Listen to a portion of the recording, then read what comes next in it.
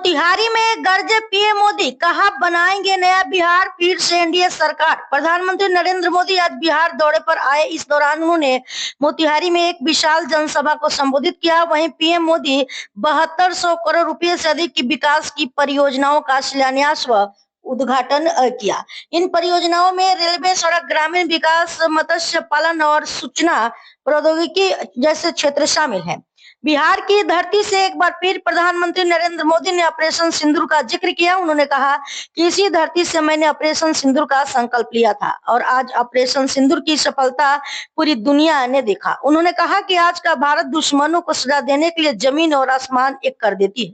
अपने संबोधन में प्रधानमंत्री मोदी ने कहा कि जो लोग पिछड़े और दलित की राजनीति करते हैं लेकिन किसी दूसरे का सम्मान नहीं करते, ऐसे लोगों से बिहार को बचा कर रखना है। बिहार में बीजेपी और नीतीश कुमार ने बहुत मेहनत की है। चंद्रमोहन राय का जिक्र करते हुए पीएम मोदी ने कहा कि ऐसी हस्तियों के मार्गदर्शन और मिलकर सुनहरा बिहार बनाना है। इसी के साथ मोदी ने एक नया नारा दिया और कहा कि बनाएंगे नया बिहार, फिर एनडीए सरकार।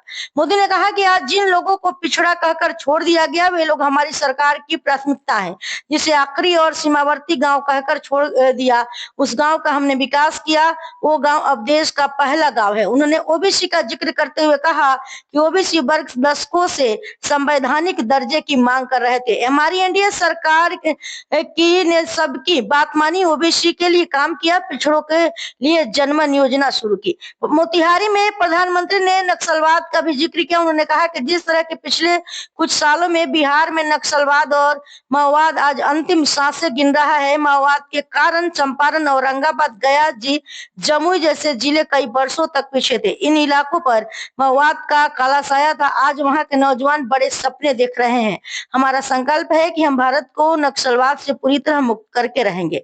मोतिहारी के मंच से प्रधानमंत्री ने विरोधियों पर भी हमला बोला। उन्होंने कहा कि आरजेडी और कांग्रेस के राज में गरीब लोगों तक विकास का पैसा पहुंचना मुश्किल था। आज लोगों ने इन लोगों की बेड़ियों से मुक्त किया, असंभव को संभव कर दिखाया। आज गरीबों तक योजनाएं पहुंच रही है।